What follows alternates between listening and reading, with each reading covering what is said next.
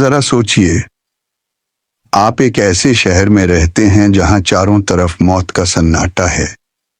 गलियों में लाशें बिखरी हैं, चर्च की घंटियां लगातार बज रही हैं और लोग एक दूसरे से भाग रहे हैं, क्योंकि हर कोई जानता है ये बीमारी छूने से भी मौत आ सकती है।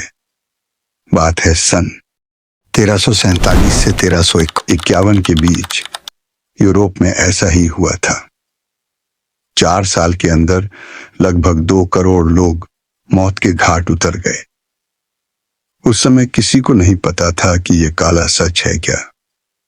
कोई कहता यह भगवान का श्राप है, कोई कहता यहूदियों ने जहर फैला दिया है, और किसी को लगता यह हवा में फैलने वाला शैतान है।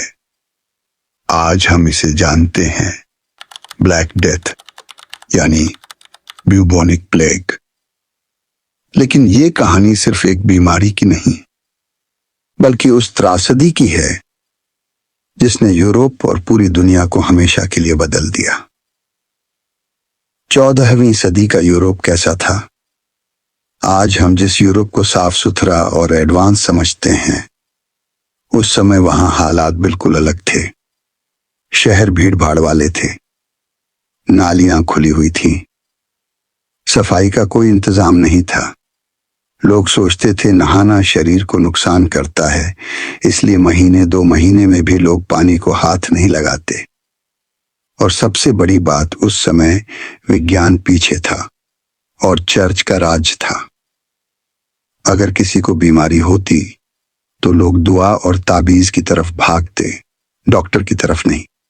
साथ ही व्यापार तेजी से बढ़ रहा था।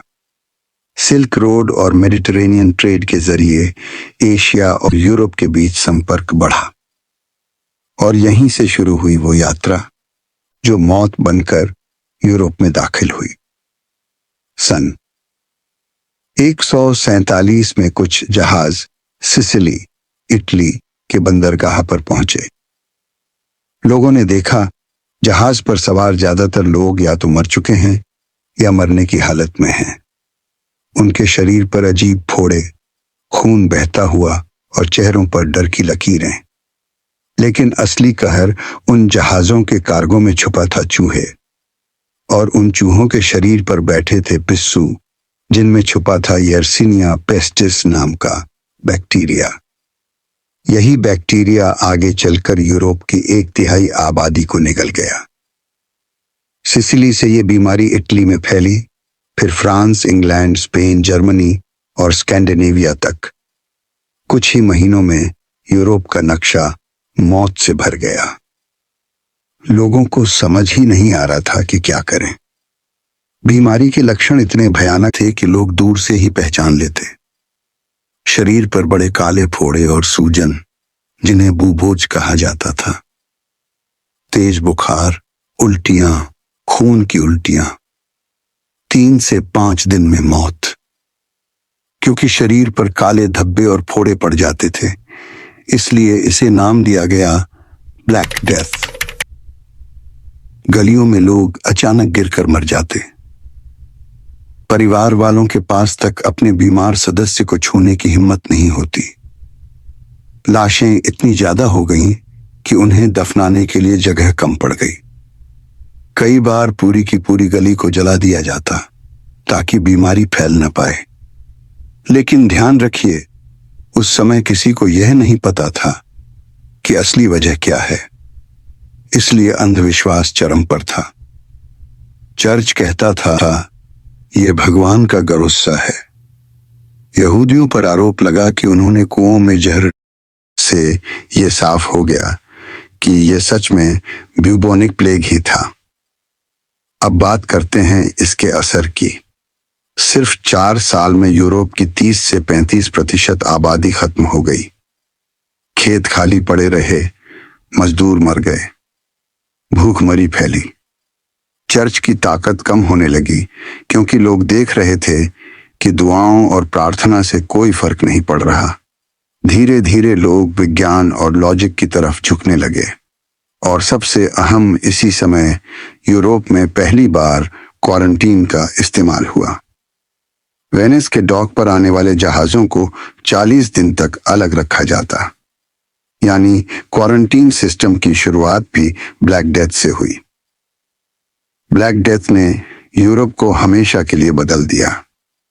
फ्यूडल सिस्टम यानी जमींदारी व्यवस्था ढहने लगी, क्योंकि मजदूरों की कमी थी और किसान ज्यादा अधिकार मांगने लगे।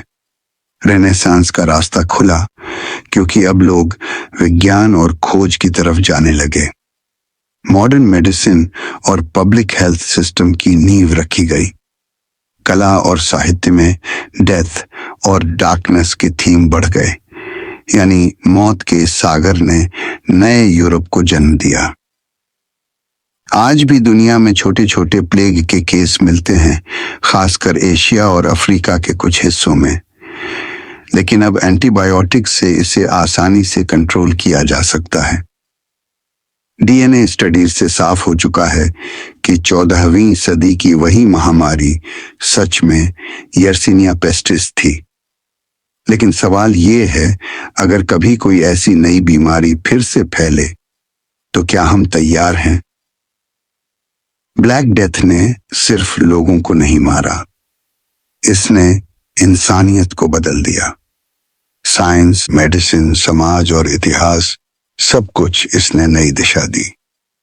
सोचिए, अगर ब्लैक डेथ ना आती तो शायद रेनेसांस भी इतना तेजी से ना आता, शायद आज का यूरोप इतना एडवांस ना होता। तो क्या ये कहना गलत होगा कि मौत की इस काली छाया ने इंसानियत को नई रोशनी भी दी? अगर आपको ये जानकारी अच्छी लगी तो लाइक करें और चैनल को सब्सक्राइब करना ना भूलें, ताकि ऐसी सच्ची जानकारी आप तक सबसे पहले पहुंचे। धन्यवाद।